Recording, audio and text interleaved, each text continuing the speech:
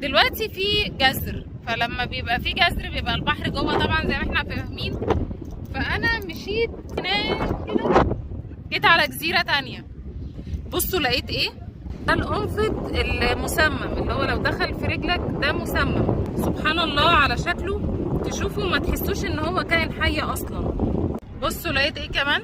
دي انا عايزه اعرف ايه دي، يعني لو حد فيكم يعرف ايه دي مليانه هنا سبحان الله على شكلها بجد.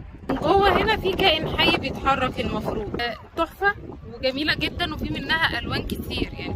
ده تقريبا لون ابيض شويه، وفي بيربل وفي اخضر، ريحتها وحشه قوي. ده كمان ايه ده بقى؟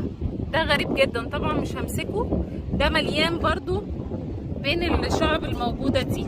ودي صدفه، دي لو حد بقى قرب منها بتبقى مفتوحه المفروض، بس لو حد قرب منها بتقفل.